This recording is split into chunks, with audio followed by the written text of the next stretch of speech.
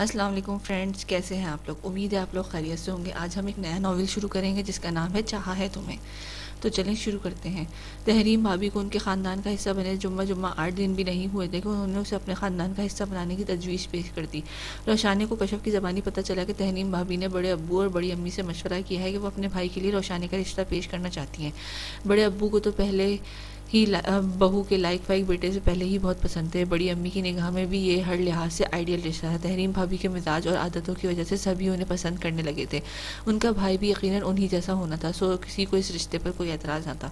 Mummy papa تو ہر معاملے میں بڑے ابو کی طرف دیکھتے تھے، وہ خاندان کے بڑے تھے، ان کے پیش نظر سب کے بھلائی ہو۔ جب یہ رشتہ بڑے ابو نے اوکے کر دیا تو سمجھو پکا ہی ہوگا۔ کشف بڑے پرجوش طریقے سے روشانی کو گھر کے بڑوں کے درمیان پکنے والی کھچڑی کی بابت بتا رہی تھی۔ کل ابو جی نے بڑی پھپھو اور پھپھا کو بھی بلایا، بڑی اور چھوٹی پھپھو کو بھی بلایا ہے۔ رسمی طور پر اس خاندانی میٹنگ میں یہ رشتہ پیش کیا جائے گا، بس پھر سمجھو تو آفیشلی سعدون احمد کی بن جاؤ گی۔ مطلب کیا ہے تمہارا؟ یوں اچانک پلک جھپکتے میں کیسے؟ روشانی کا تو صحیح معنوں میں دم خشک ہو گیا تھا۔ روایتی لڑکیوں کی طرح اسے بھی منگنی شادی کا بہت شوق تھا، لیکن جب وہ مرحلہ پیش آنے لگا تو بری طرح حواس باختہ ہو گئی۔ اور وہ تحریم بھابی کا بھائی، وہ تو شکل سے ہی بہت اکھڑ مزاج اور سنجیدہ لگتا ہے۔ یاد نہیں بھابی کی شادی کی تقریب میں وہ خود خوفناک حد تک سنجیدہ تھا؟ ہم نے تو یہ بھی آپس میں ڈسکس بھی کی تھی۔ اور تم ایسے آدم مزاج شخص کے رشتے کے آنے کی خبر مجھے خوشی خوشی دے رہی ہے، اس کی شکل یاد کر کے یہی میرا دم خشک ہو رہا ہے۔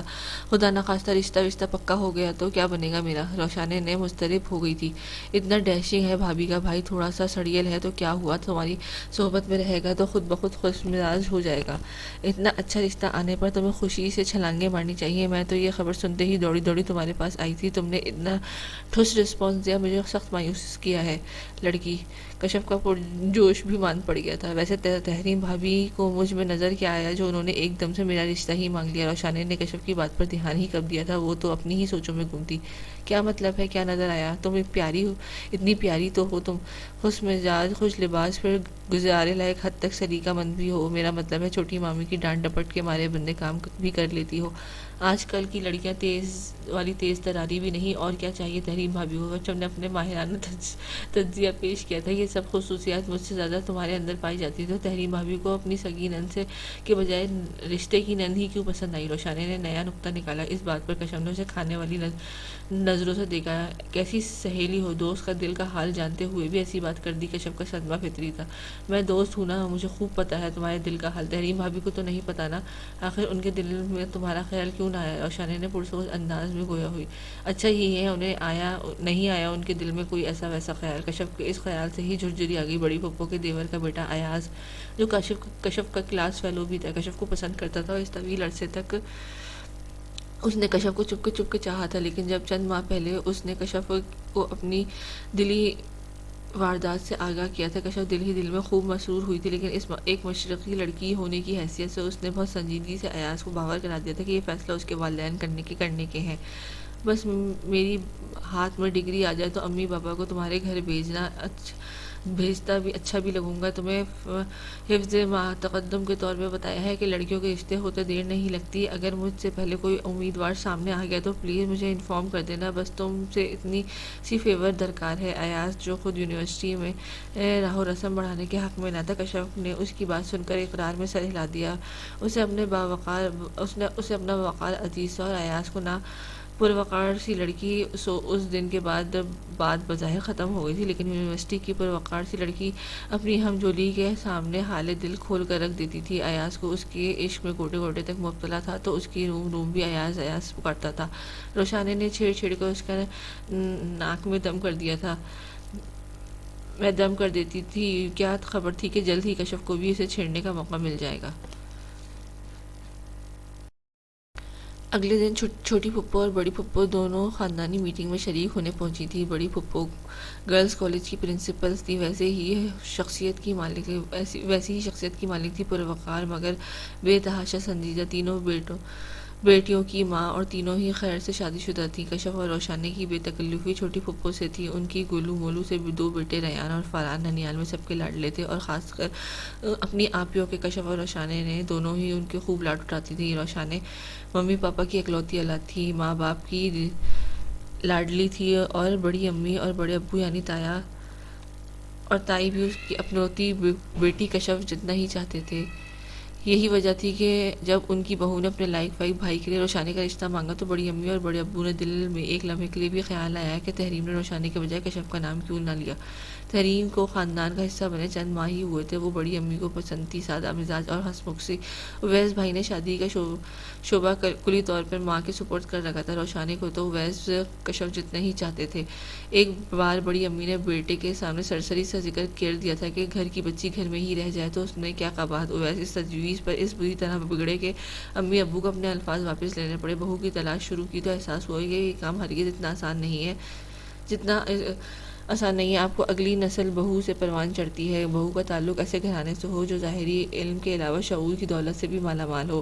بڑی امی کو آج کل کی لڑکیوں میں وہ متانت، ٹھہراؤ اور وقار نظر ہی نہ آتا جن کی وہ متمنی تھی۔ انہوں نے دولت سے سروکار نہ تھا، نہ بے تحاشا حسن رکھنے والی لڑکی درکار تھی، نہ بے تحاشا حسن رکھنے والی لڑکی سے درکار تھی۔ جو خصوصیت انہیں درکار تھی وہ رشتہ کرانے والیوں کی سمجھ میں نہ آتی۔ گھر گھر جا کر لڑکیاں دیکھنا اور رد کرنا ان کے نزدیک انتہائی سبھی فیل تھا۔ ایسے میں اویس کی شادی مسئلہ بن چکی تھی۔ پھر چھوٹی پھپھو کی مہربانی سے یہ مارکا سر ہوا۔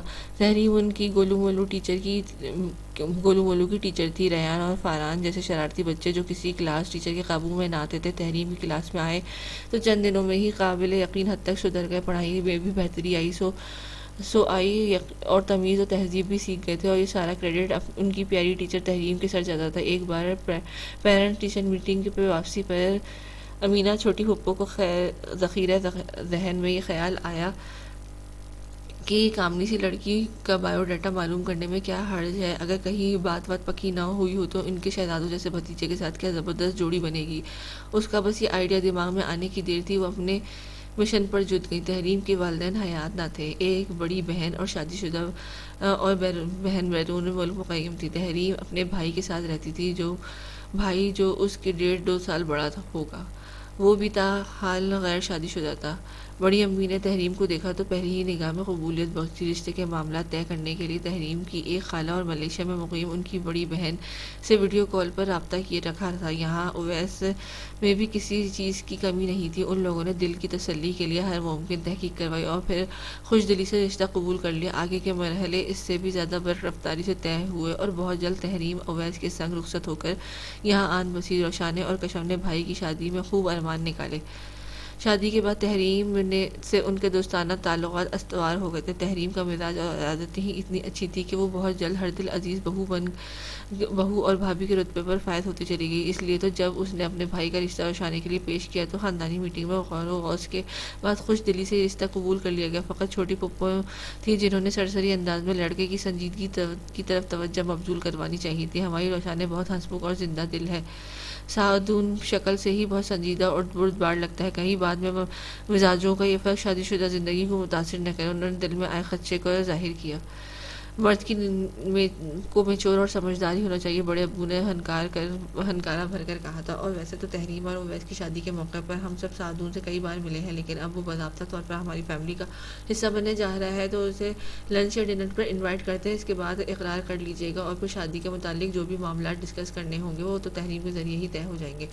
بڑی پھپھو اپنے محض مخصوص نپے تلے انداز میں گویا ہی بڑوں کی میٹنگ اختتام پذیر ہوئی تو کشف اور روشانے کے اندر کی معلومات کے حصول کے لیے چھوٹی پھپھو کے سر ہو گئی۔ ہم سب دل و جان سے اس رشتے پر متفق ہو گئے ہیں، بس اگلے ہفتے لڑکا بر دکھاوے کے لیے آ رہا ہے اور اس کا رسمی کارروائی ہوگی، یہ سمجھو رشتہ تقریباً طے ہو گیا۔ چھوٹی پھپھو نے مسکراتے ہوئے لاڈلی بھتیجوں کو آگاہ کیا۔ کشف اپنی ہمانگ شکل بنائے سہیلی سے لپٹ کر اسے چھیڑنے لگی تھی۔ اگلے روز یونیورسٹی میں ایاز موقع پا کر اس کے پاس چلا آیا۔ پلیز صرف 5 منٹ دے دیجیے کشف، اس نے ملتجانہ انداز میں اختیار کیا۔ جی کہیے کشف نے اس کے انداز پر حیران ہوئی تھی۔ میری ممی آج تائی اماں سے میرے اور آپ کے متعلق بات کر لیں گی اور ہو سکتا ہے کل ہی ممی پاپا آپ لوگوں کے گھر آ جائے، بس آپ سے فقط یہ شکوہ ہے کہ آپ نے مجھے بروقت آگاہ نہ کیا۔ وہ بہت شاکی لہجے میں مخاطب تھا۔ کشف نے ناسمجھی سے اسے دیکھا۔ بڑی پھپھو اس کی تائی اماں تھی، یعنی اس کی اپنی ممی کو اپنی پسند بتا دی اور آپ کی ممی نے اپنی جٹھانی سے بات کر لی، یہاں تک تو بات سمجھ آ گئی، لیکن اس کا شکوہ کل تائی امی آپ لوگوں کی طرف آئی تھی، کہہ رہی تھی کہ بھتیجے کے رشتے کے معاملے میں تو سنتے ہی ٹینس ہو گیا تھا کہ فوراً ممی کو اعتماد میں لیا۔ ممی تو ایاز جانے آگے کیا کہہ رہا تھا۔ کشف کو ہونٹوں پر مسکراہٹ دوڑ گئی، معاملہ سمجھ میں آ گیا۔ کل بڑی پھپھو واقعی ہماری طرف آئی تھی اور معاملہ ان کی بھتیجی کے رشتے کا ہی تھا، لیکن اتفاق سے وہ بھتیجی میں نہیں تھی، روشانے میری کزن آپ جانتے ہیں نا انگلش ڈپارٹمنٹ میں ہوتی ہے، اس کا پرپوزل وغیرہ تھا۔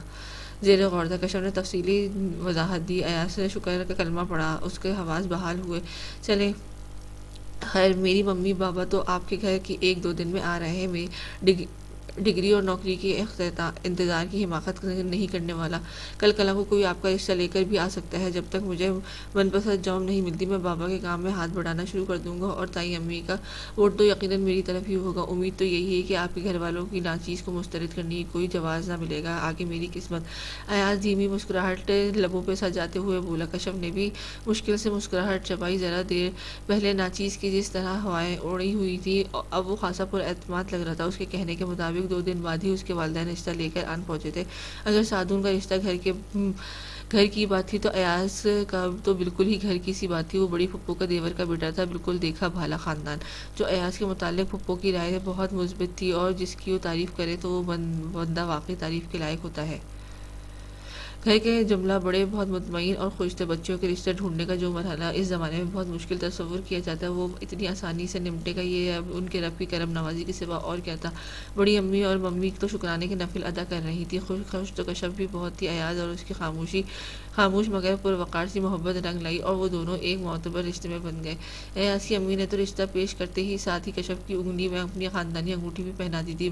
بڑی امی تو جواب کے لیے رسمی مہلت لینا چاہ رہی تھی، لیکن جب شوہر نے خوش دلی سے رشتہ قبول کرنے کا عندیہ دے دیا تو انہوں نے بھی مزید پیش نہ کرنا کفران نعمت جانا، اور ایاز کی ممی کو اپنی خواہش پوری کرنی تھی۔ کشف، آپ لوگوں کے گھر ہماری امانت ہے، جب آپ لوگ حکم کریں گے ہم اپنی امانت لینے آ جائیں گے۔ ان کی خوشی کا عجب ہی عالم تھا۔ سچی بات تو یہ ہے کہ فائقہ کہ ہمیں کشف کی شادی کی تو کوئی جلدی ہے ہی نہیں تھی۔ سعدون اکیلا ہے، تحریم کی شادی کے بعد وہ بیچارہ گھر سنبھالنے کی کوشش میں ہلکان ہوا رہتا ہے۔ 2-3 مہینے بعد روشانی کی شادی کا ارادہ ہے۔ اب دونوں بچیوں کی اکٹھی شادی تو ہمارے لیے مشکل مرحلہ ہوگی، ہمارا تو گھر ہی سونا ہو جائے گا۔ بڑی امی نے دل کی بات کہی۔ فاطمہ باجی، سچ پوچھے تو ہمارا بھی ایاز کی شادی کی بہت جلدی ہے۔ ایاز ہمارا اکلوتا بیٹا ہے، پڑھائی کا سلسلہ تو تقریباً ختم ہونے والا ہے۔ ایاز کے بابا کی تو ہمیشہ سے یہی خواہش تھی کہ وہ خاندانی کاروبار میں ہاتھ بٹائے۔ آپ لوگ جانتے ہیں ماشاءاللہ چلتا ہوا کاروبار ہے ہمارا۔ اگر آپ لوگ روشانی بیٹی کی شادی ہی کشف بیٹی کے ساتھ ہی کشف کی شادی بھی کشف بھی ہمیں دے دیں تو ہم ممنون ہوں گے۔ ایاز کی ممی تو واقعی ہتھیلی پر سرسوں جمانے کی خواہش مند تھی۔ پھر باہمی مشورے سے 4 ماہ بعد شادی کی تاریخ ٹھہرا دی گئی۔ ان لڑکیوں کو پڑھائی میں کیا جی خاک لگنا تھا، زور و شور سے شادی کی تیاریاں شروع ہو گئی تھیں۔ روشانے نے بھی بھابھی کی کھڑوس سے بھائی کو قسمت کا لکھا سمجھ کر قبول کر لیا۔ سچ تو یہ تھا کہ دل کا کاغذ جو پہلے بالکل کوरा تھا اب اس سعدون کے نام کا نقش ہو گیا تھا، لیکن سعدون کے کھڑوس ہونے میں اب بھی کوئی شبہ نہ تھا۔ جب سے دونوں کی بات باضابطہ طور پر طے ہوئی تھی، بڑی امی اور ممی اسے دامادوں والا پروٹوکول دینا شروع ہوئی تھی۔ انہیں بیچارے بچے پر ترس بھی بہت آتا تھا جو زندگی کے دن تنہا کاٹ رہا تھا۔ خیال رکھنے کو گھر کی کوئی ماں یا بہن نہ تھی۔ اکثر اتوار کو ممی کچھ اچھا پکاتی تو تحریم سے کہتی کہ وہ بھائی کو بھی کھانے پر مدعو کر لے۔ 1-2 بار کشف کو بھابھی کی ٹیلی فونک گفتگو سننے کا اتفاق ہوا تو یہ یک طرفہ گفتگو سے اندازہ ہوا کہ موصوف ان زبردستی کی دعوتوں سے ٹھیک ٹھاک عاجز آئے ہوئے ہیں۔ تحریم بھائی کی منتیں کرتی تھی کہ وہ تھوڑی دیر کے لیے ہی صحیح پر آ جائے۔ تحریم بھابھی پر مجھے تو بہت ترس آتا ہے، بیچارے کو اپنے بھائی کی اتنی منت کرنی پڑتی ہے، پھر وہ آنے پر راضی ہوتے ہیں۔ چھوٹی امی تو انہیں روز نہیں بلانا چاہیے۔ کشف نے روشانی کو مخاطب کیا، تو یہ بات اپنی چھوٹی امی کو سمجھاؤ نا۔ روشانی کے چہرے پر پھیکی مسکراہٹ پھیل گئی تھی۔ ابھی 10 دن پہلے ہی سعدون کو قیمہ بھرے کریلے کھانے کے لیے مدعو کیا تھا۔ ممی شوہر کی فرمائش پر قیمہ بھرے کریلے بنا رہی تھی اور تحریم بھابھی کے منہ سے نکل گیا کہ یہ سعدون کی فیورٹ ڈش ہے۔ ممی کی ممتا جوش میں آئی اور سعدون کو کھانے پر بلایا اور بات کی کہ روشانی کو بھی کچن میں گھسنا پڑا اور چکن ہانڈی کے ساتھ ویجیٹیبل رائس اور فرنی بھی بنانی پڑی۔ اتفاق سے چھوٹی پھپھو بھی مکے آئی ہوئی تھی۔ کھانے کے بعد جب سعدون معزز خواتین یعنی بڑی امی، ممی اور چھوٹی پھپھو کے نرغے میں تھا، روشانی اور کشف اپنے دل پسند مشغلے یعنی چپکے تاک جھانک میں مصروف تھی۔ چھوٹی پھپھو کے ریان کو اپنی آپیوں کو یوں باہر کھڑے رہنے پر بڑا ترس آیا۔ مما، آپ لوگ روشانی آپی اور کشف آپی کو بھی اندر بلوائیں نا، کب سے وہاں کھڑی جھانک رہی ہیں۔ ریان نے انتہائی معصومیت سے ماں کو مخاطب کیا۔ چھوٹی پھپھو چھٹ پٹا کر ریان اور فرحان کے متعلق دریافت کرنے لگی۔ روشانی اور کشف نے بھی بوکھلا کر وہاں سے ہٹی تھی، لیکن روشانی نے اس گھبراہٹ کے عالم میں بھی سعدون کے چہرے کے تاثرات جانچے بنا نہیں رہ پائی تھی۔ کوئی اور ہوتا تو منگیتر کی اس معصوم ادا پر زیر لب مسکرا ہی دیتا، لیکن اس کا چہرہ سپاٹ کا سپاٹ ہی رہتا۔ اس دن کے بعد اس نے سعدون کی موجودگی میں کبھی تانگ جھانک کی کوشش نہ کی۔ پتہ نہیں یہ شخص اتنا مغرور اور بے نیاز کیوں دکھتا ہے۔ سب بڑے اس کی متانت اور بربادی پر فدا تھے، اور روشانی کو یہ سنجیدگی بیزاری لگتی تھی۔ شادی کی تیاریوں میں تحریم بھابی اس کی پسند ناپسند کو بھرپور اہمیت دے رہی تھی۔ ملیشیا میں مقیم تک ممکنت باجی کا اتنی جلدی دوبارہ پاکستان آنے کا ممکن نہ تھا، لیکن وہ بھی ٹیلی فون پر رابطے میں تھیں اور روشانے پر واری صدقے ہوتی رہتی تھیں۔ نگہت خالہ جو بھابی کی سگی خالہ تھی، جس طرح بھانجی کی شادی میں پیش تھی، اب بھانجے کی شادی میں بھی اتنی دل جمی سے حصہ لے رہی تھی۔ سب کے سب خلوص اور ملنسار لوگ تھے۔ جانے سعدون ان گھر کی جملہ خواتین سے اتنا مختلف کیوں تھا۔ پھر ایک دن نگہت خالہ کے ساتھ ان کی بیٹی بھی آئی۔ اس طرح دار حسینہ کو روشانہ نے تحریم بھابی کی شادی میں بھی ایک دو بار دیکھ چکی تھی۔ وہ بلا کی حسین تھی، مناسب دلکش سراپا اور دراز قد کے ساتھ وہ سحر انگیز شخصیت کی مالک تھی۔ اس کی ڈریسنگ بھی لاجواب ہوئی تھی۔ کشف کو تو وہ کوئی ماڈل گرل ہی لگتی تھی۔ انور کی بھی شاید اپنی خوبصورتی اور سحر انگیز شخصیت کا بھرپور ادراک تھا، اس لیے اس پر خدا جب حسن دیتا ہے تو نزاکت آ ہی جاتی ہے والی کیفیت فٹ بیٹھتی تھی۔ نگہت خالہ جتنی مزیدار اور ملنسار خاتون تھی، بیٹی وہاں کے بالکل برعکس۔ کشف اور روشانوں کو تو حیرت ہوئی تھی کہ جب انہوں نے نوٹ کیا کہ تحریم بھابی کے ساتھ اس کی کزن کی بے تکلفی نہ ہونے کے برابر ہے۔ تب تحریم بھابی نے خالہ کے ساتھ انور کو دیکھا تو ان کے چہرے پر سرد مہری سی چھا گئی تھی۔ انور کو اس سرد مہری سے کوئی سروکار نہ تھا، وہ بہت گہری نگاہوں سے روشانی کو دیکھنے میں مصروف تھی۔ ماشاءاللہ بہت پیاری ہے ہماری بیٹی، خیر سے کہیں بات طے ہے؟ بڑی امی نے ذہن میں کھلبلاتا ہوا سوال پوچھ لیا۔ آئی ایم انگیج آنٹی، آپ اطمینان رکھیں، جواب نگہت خالہ کے بجائے انور نے خود دیا تھا، اور اس جواب پر ڈرائنگ روم میں ایک لمحے کو خاموشی چھا گئی۔ خالہ آپ چائے لیں نا، ٹھنڈی ہو جائے گی۔ تحریم نے اس بوجھل خاموشی کو توڑا، تیکھی نگاہ انور پر ڈالی جو محظوظ مسکراہٹ لہجے لبوں پر سجائے بیٹھی تھی۔ شرمندہ سی نگہت خالہ نے بھی شادی کی تیاریوں کے حوالے سے کوئی بات چھیڑ کر گفتگو کا موضوع بدلا۔ مہمانوں کی رخصت ہونے کے بعد روشانہ اور کشف اس مغرور سی لڑکی کو ڈسکس کر رہی تھی۔ اتنی خوبصورت لڑکی ہے، انور تحریم بھابی نے بھائی کے لیے اسے کیوں نہ چنا؟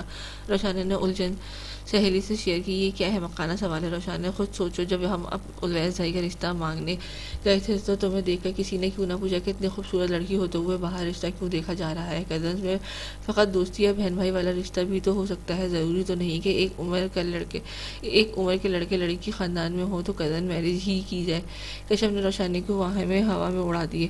اور ویسے بھی یہ لڑکی تو شکل سے اتنی مغرور لگ رہی تھی، تحریم بھابی وغیرہ پاگل ہے جو اکلوتے بھابی اسے بناتی۔ تم نے نوٹ نہیں کیا، بھابی تو اسے بالکل لفٹ بھی نہیں کروائی تھی، انہیں تو اس کی آمد ہی ناگوار لگ رہی تھی۔ تم نے اس کے چہرے کے تاثرات دیکھے نہیں تھے؟ کشف کے کہنے پر روشانی نے ہلکارا بھرا ہاں شاید تم ہی ٹھیک ہو۔ کشف کی بات سے اتفاق کے باوجود اس کا دل کچھ بے چین سا ہو گیا تھا۔ آئندہ آنے والے وقت میں اس کا یہ خدشہ سچ ثابت ہو کر خدشات کو سچ ثابت کر دیا تھا۔ ایاز نے کشف کی سالگرہ پر قیمتی پرفیوم اور پھول بھجوائے تھے۔ اب جب شادی میں چند دن ہی رہ گئے تھے تو بڑی امی کو تحفہ بھیجنا مناسب نہ لگا تھا۔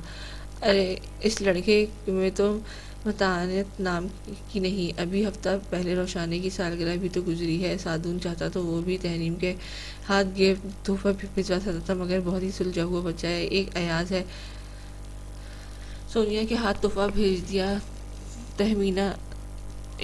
تمہیں علم ہے ہوگا کہ کیا سوچے گی؟ تہمینہ علم ہوگا کہ کیا سوچے گی؟ وہ خفگی سے اظہار کر رہی تھی۔ تہمینہ یعنی بڑی پھپھو کی بڑی بیٹی سونیا باجی ایاز کا گفٹ لے کر آئی تھی۔ بیچارہ اس زمانے میں اس سے زیادہ مشرقی لڑکا ہونے کا کیا ثبوت دیتا؟ دونوں کے بیچ ٹیلی فونک رابطہ تک نہ تھا۔ اپنی بہنوں جیسی سونیا آپی کے توسط اس نے گفٹ بھیجنے میں کامیاب ہوا، اور بڑی امی کی نکتہ چینی کشف کو ٹھیک سے خوش ہونے بھی نہ دے رہی تھی۔ کیا تھا جو سعدون بھائی بھی تمہیں کوئی تحفہ بھجوا دیتے؟ امی کو تو ہر معاملے میں ہی حد سے زیادہ شریف، سمجھدار اور بردبار لگتے ہیں۔ ایاز نے فقط برتھ ڈے گفٹ ہی تو بھیجا ہے، اور امی اتنی خفا ہو رہی ہیں، وہ منہ بنا کر بولی۔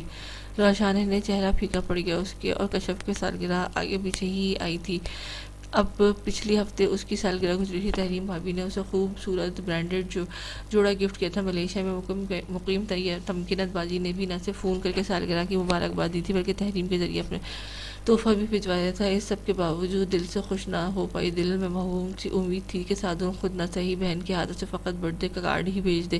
ایسا بھی کیا متانت اور بردباری جس میں کسی کے جذبات اور احساس کی پرواہ ہی نہ کی جائے۔ روشانی کو یہ بردباری اور سراسر سرد مہری لگی تھی۔ گھر والے جانے کیوں اس کی گن گائے جاتے تھے۔ اب اس کی وجہ سے بیچاری کشف کی تو خوشی افسردگی چہرے کی چھائی افسردگی کشف کی نگاہوں سے اوجھل نہ رہ پئی۔ اسے اپنی غلطی کا احساس ہوا۔ اچھا یار اب چھوڑو ادھر ادھر کی باتیں، امی نے ہمیں 1 ہفتے کا ٹائم دیا ہے، ساری شاپنگ فقط اسی ہفتے میں نمٹانی ہے، پھر امی اور چھوٹی ممی ہمارے گھر سے باہر قدم نہیں نکالنے دیں گی۔ آؤ اپنی شاپنگ لسٹ کو فائنل ٹچ دیتے ہیں، ابھی تو اتنی ڈھیر چیزیں رہتی ہیں، اف کیسے ہوگی سب تیاری۔ کشف نے افراتفری مچا کر اس کا دھیان ہٹانا چاہا اور وہ اس کوشش میں کامیاب بھی ہو گئی تھی۔ وقت کا واقعی پر لگ گئے تھے۔ وہ دن بھی جلد آن پہنچا تھا۔ بارات کو مختصر تھی۔ ان کے زیادہ تر ددیالے رشتہ دار بیرون ملک مقیم تھے۔ فقط نگہت خالہ قریبی رشتہ دار تھیں، کچھ دور پار کے احباب اور کچھ سعدون کے کولیگز اور ان کی فیملیز۔ مہمانوں کی اکثریت رخصتی کے بعد اگلے روز ولیمے کی تقریب میں ملنے کا کہہ کر اپنی اپنی گاڑیوں میں بیٹھ کر اپنے اپنے گھر روانہ ہو گئے۔ تحریم بھابھی اسے رخصت کروا کے گھر لے گئی۔ وہ بھائی کی شادی پر اپنے سارے ارمان پورے کر رہی تھی۔ نگہت خالہ سے پوچھ کر ساری خاندانی رسمیں ادا کر رہی تھی۔ یہ ویڈیو کال پر تمکنت باجی بھی اس تقریب میں بھرپور شرکت کر رہی تھی۔ ان کے بچے بھی اتنی پیاری مامی کو دیکھ کر بہت خوش ہو رہے تھے۔ ماموں پہلے شادی پر مان جاتے نا تو تحریم مانی کے ساتھ ہی ان کی بھی شادی ہو جاتی ہے، ہم یہ فنکشن تو مس نہ کرتے۔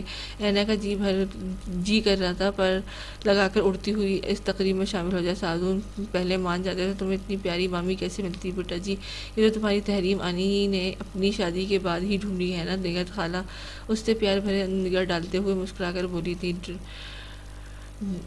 دیٹس رائٹ روشانی مامی، آپ واقعی بہت کیوٹ، بہت سویٹ ہے۔ سچ بتاؤں تو میں نے آج سے پہلے خوبصورت برائڈ نہیں دیکھی۔ اینا اپنی مامی پر فریفتہ ہو جا رہی تھی۔ تمکنت باجی بھی تحریم بھابھی سے اس کی نظر اتارنے کا کہہ رہی تھی۔ اپنی اتنی تعریف سن کر روشانے محبوب ہوئی جا رہی تھی۔ سعدی تم کہاں ادھر ادھر پھر رہے ہو؟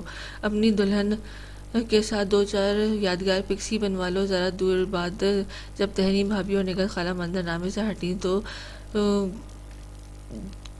کافی دیر سے خاموش بیٹھی امبر نے سامنے سے گزرتے سعدون کو پکارا۔ نہیں یار تھک گیا ہوں اس فوٹو سیشن سے۔ اب وہ اکتائے ہوئے لہجے میں بولا۔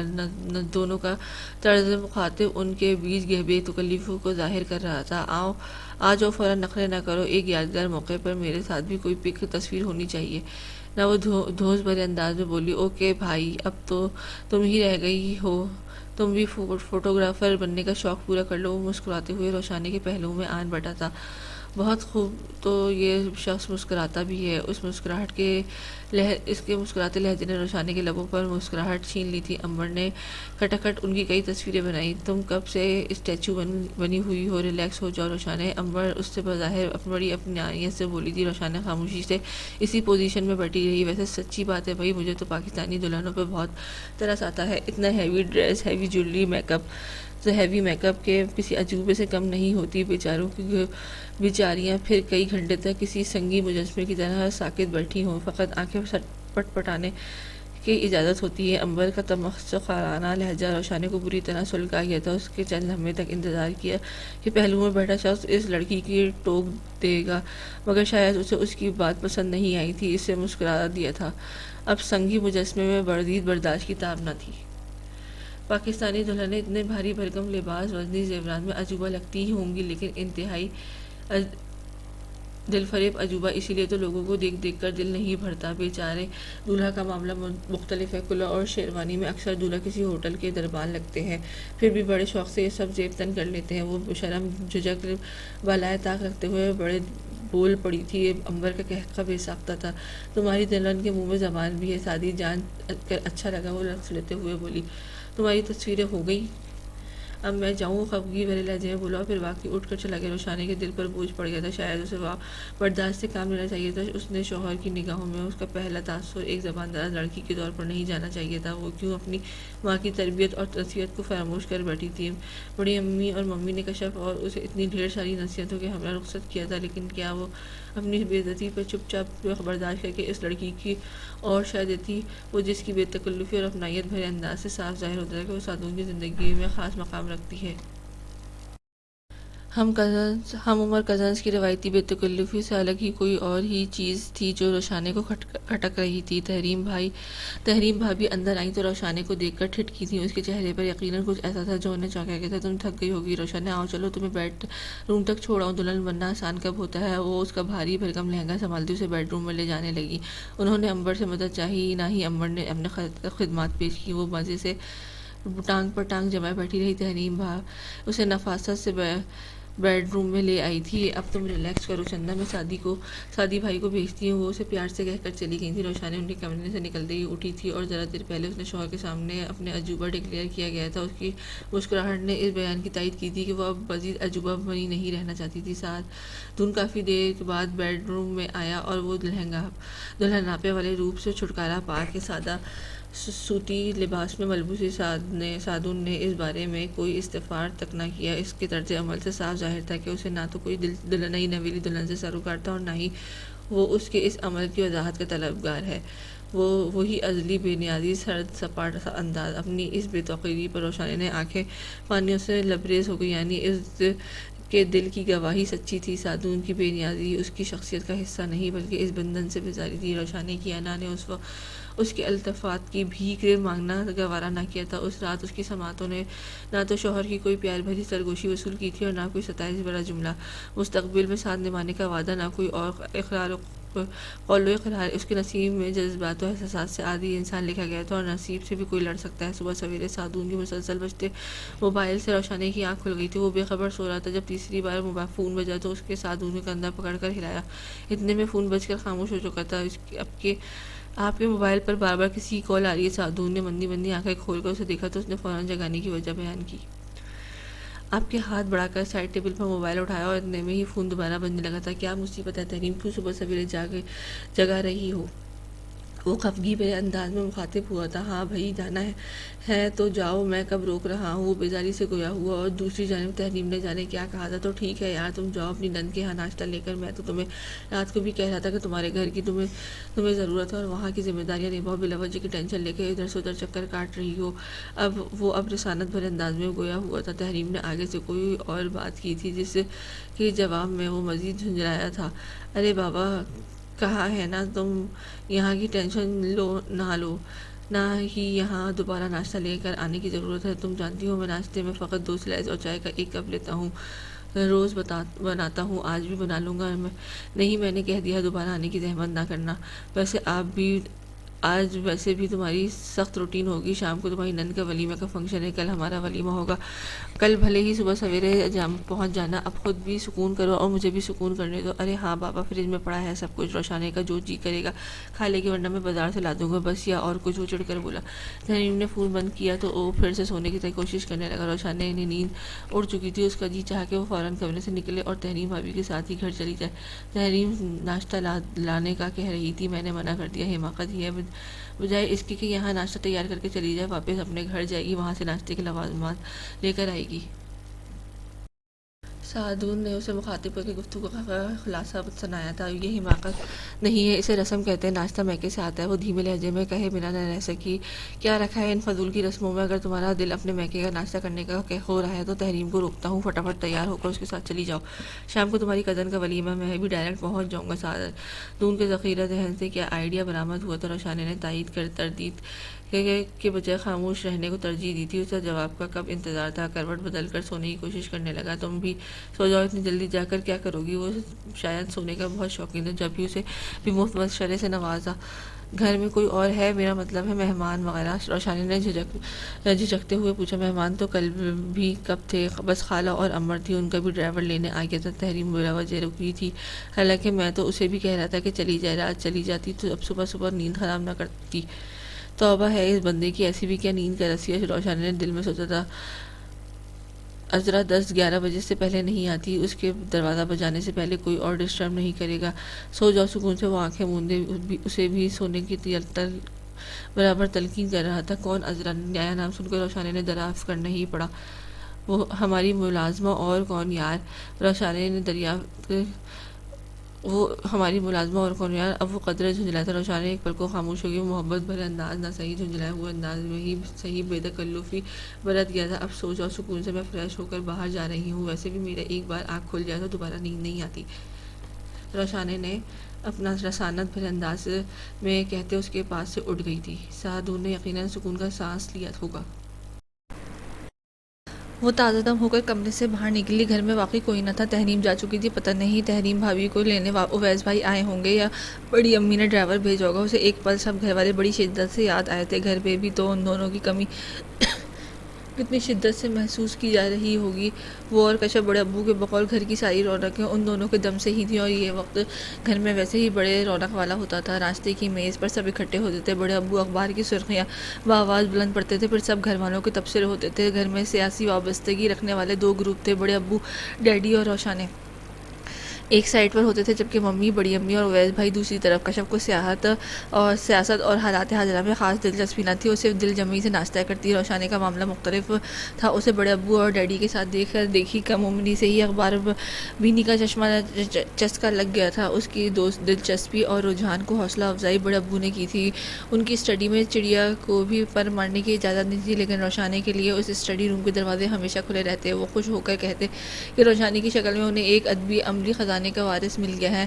نصابی کتابوں کے ساتھ ساتھ روشانے کے سرہانے ملکی یا غیر ملکی ادب کا کوئی شاہکار ضرور موجود ہوتا. بڑے ابو اپنے عزیز جان بھتیجی کے ساتھ علمی ادبی بحث کرتے. ہاں، ناشتے کی میز پر فقط ملک کے سیاسی حالات زیر غور آتے اور سب ہی شریک گفتگو ہوتے. لطیفے پیرائے میں ایک دوسرے کے سیاسی وابستگی کے اوپر طنز کیے جاتے، لیکن سب کچھ ہنستے مسکراتے ہوتا. اور کتنا مزہ آتا جب سب مل بیٹھتے تھے. روشانے کو ان پل اب سب اتنی شدت سے یاد آئے کہ آنکھیں بھیگ گئیں. اتنے میں پیچھے سے قدموں کی چاپ سنائی دی. وہ چونک کر مڑی. سعدون تھا جو ذرا بیزاری سے اس کی طرف اس کا موبائل بڑھا رہا تھا. یہ تم بیڈ پر بھول آئی تھی، شاید تمہارے گھر سے فون آ رہا تھا. روشانے نے بے قراری سے دیکھا. ممی کے نمبر سے 2 مس کال تھیں. اس نے فوراً کال ملائی. سلام دعا کے تبادلے کے بعد ممی نے چھوٹتے ہی ناشتے کا پوچھا. اویس اور تحریم کشف کے ہاں ناشتہ لے کر گئے ہیں. تمہاری چھوٹی پھپھا تمہاری طرف آ رہے ہیں. تم لوگ جاگ گئے ہو نا؟ وہ پوچھ رہی ہیں. روشانے نے موبائل کان سے ہٹا کر دھیرے سے سعدون کو مخاطب کیا. ممی کہہ رہی ہیں کہ چھوٹے پھپھا ناشتہ لے کے آ رہی ہیں. اور اس ذرا سی بات پر ہی موصوف کے پہلے سے بگڑے تیور مزید بگڑ گئے تھے. حد ہوتی ہے بھائی، لگتا ہے ناشتے کے سوا دنیا میں کوئی دوسرا مسئلہ ہی نہیں.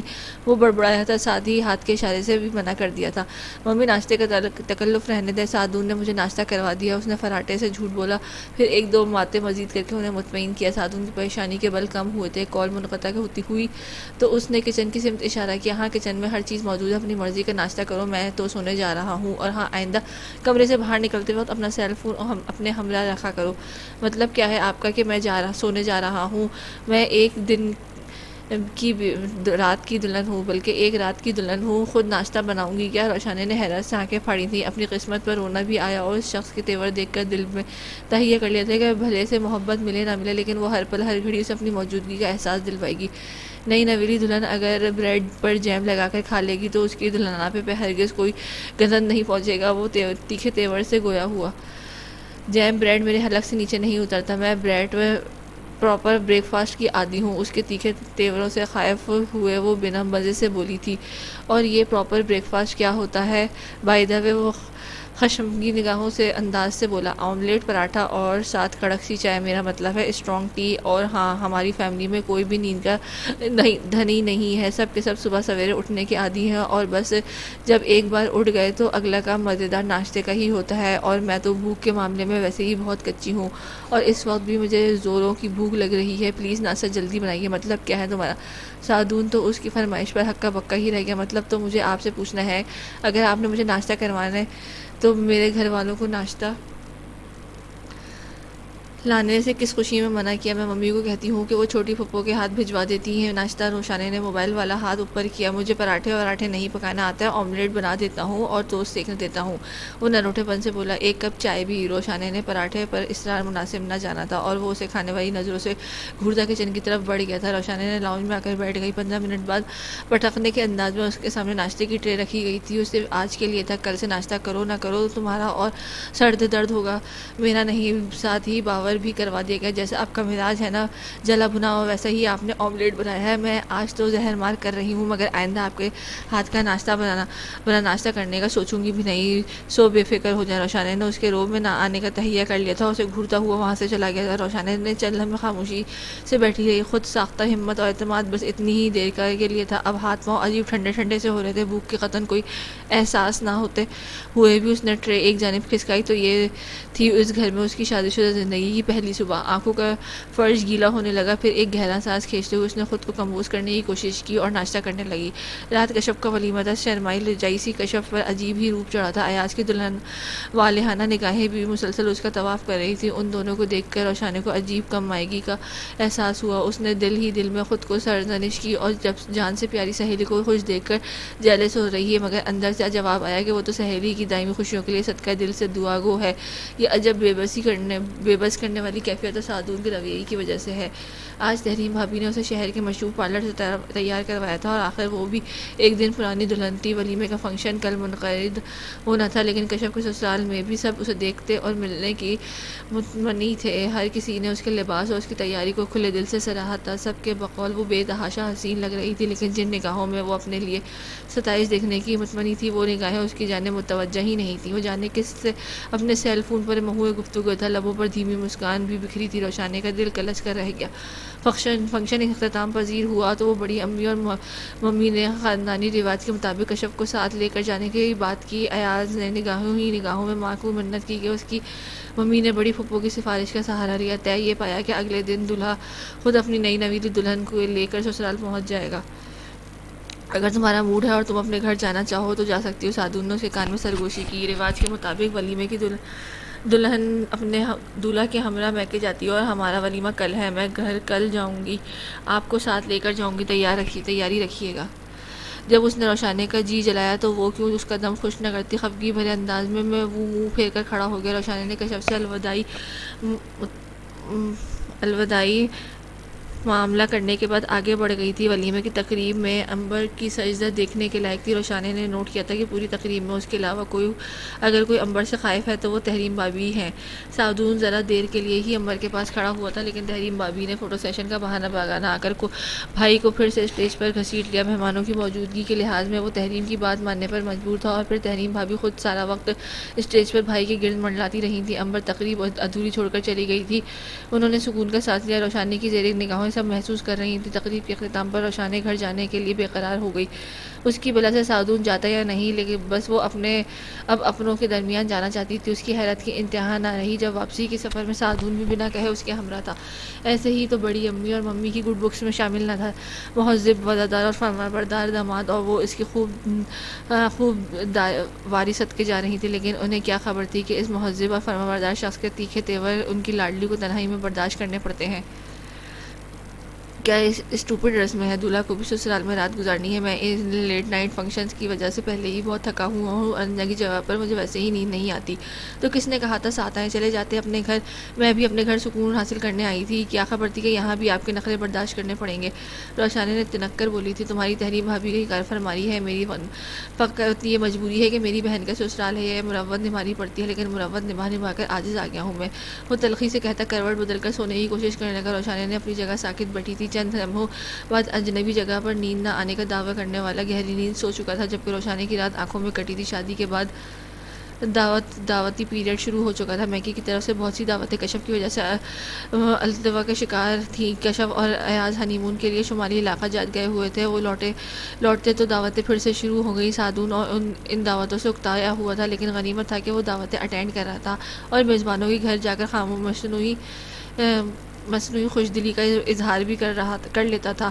ہاں، آج کا ڈنر نگہت خالہ کی طرف سے تھا. اس کے مزاج میں خود بخود ہی بشاشت در آئی تھی اور بات کہ روشانہ کے وہاں جانے کا قطعی موڈ نہ تھا. سادہ پر پرخلوص اور ملنسار سی نگہت خالہ اسے کوئی مسئلہ نہیں تھا، تو وہ تو اسے خاص اچھی لگنے لگی تھی. جانے ان کی مغرور اور بدلحاظ سی بیٹی مزاج اور عادتوں میں ماں سے اتنی مختلف کیوں تھی. آج اپنی تیاری پر اس نے معمول سے زیادہ توجہ دی تھی. پتہ نہیں وہ امبر کو بے پناہ حسن سے خائف تھی یا شوہر کی نگاہوں میں اسے دیکھ کر جو چمک ابھرتی وہ اس عدم تحفظ میں مبتلا ہو کر دیتی تھی. وہ آج کی دعوت میں امبر کے سامنے پھیکا نہ پڑنا چاہتی تھی. اپنے جہیز کا سب سے قیمتی اور مہنگا لباس زیبتن کر کے اس نے نہایت سلیقے سے میک اپ کیا تھا۔ آئینے نے گواہی دی تھی کہ وہ امبر سے زیادہ نہ صحیح تو کم حسین بھی نہ لگ رہی تھی۔ سعدون نے البتہ اس ساری تیاری کا کوئی نوٹس نہیں لیا تھا۔ جلدی کرو بھائی، ہم خاصے لیٹ ہو گئے ہیں۔ روشانے نے جو اس کی جانب سے کسی ستائشی جملے کی منتظر تھی، اس کی نگاہوں تک میں ستائش نہ پا کر بجھ سی گئی تھی۔ نگہت خالہ کے گھر پہنچے تو انہوں نے پرتپاک استقبال کیا، لیکن اس وسیع و عریض شاندار گھر میں ان کے علاوہ دو ملازموں کی فوج تھی اور کوئی بھی نہ تھا۔ سعدون نے چھوٹتے ہی امبر کا پوچھا تھا، وہ اپنی کسی دوست کیا گئی ہے، دیکھو کب تک واپسی ہو، انہوں نے دھیرے سے بتایا تھا۔ سعدون کی آنکھوں کے جوت بھی بجھ گئے تھے، لیکن روشانے نے دل ہی دل میں شکر کیا تھا۔ ڈنر ٹیبل پر ذرا سی دیر کے لیے خالہ کے شوہر بھی تشریف لائے تھے۔ روشانے نے انہیں پہلی بار دیکھا تھا۔ حیرت کی بات تھی کہ وہ شادی کے کسی بھی فنکشن میں شامل نہ ہوئے تھے۔ سوٹڈ بوٹڈ سے حبیب انکل خاصی روب دار پرسنالٹی کے مالک لگ رہے تھے۔ انہیں دیکھ کر روشانے کو اندازہ ہو گیا تھا کہ امبر نے یہ بے پناہ حسن اور مزاج کہاں سے مستعار لیا ہے۔ رسمی سی دو چار باتیں کر کے انہوں نے باقی ڈنر کے دوران خاموشی اختیار رکھی اور ڈنر کرتے ہی رخصت ہو گئے۔ نگہت خالہ البتہ خوب آداب میزبانی نبھا رہی تھی۔ انہوں نے روشانے کی ڈھیروں تعریفیں کر کے اسے محبوب بھی کر ڈالا۔ جاتے سمے امبر کی آمد ہوئی تھی۔ تم بھی کمال کی لڑکی ہو، کبھی کوئی ایسی دعوت دیکھی ہے جس میں میزبان ہی غائب ہو؟ سعدون نے اسے بے تکلفی سے لتاڑا تھا۔ تم سے کس نے کہا کہ آج کی دعوت کی میزبان میں تھی؟ یہ تمہاری خالہ کی طرف سے دیا گیا ڈنر تھا۔ میرا ڈنر ابھی ٹھیک ہوا۔ وہ مسکرا کر مخاطب ہوئی تھی۔ تو جناب آپ کب ڈنر پر انوائٹ کر رہی ہیں؟ اس سے بات کرتے ہوئے سعدون کے لہجے میں شہد ٹپکنے لگا تھا۔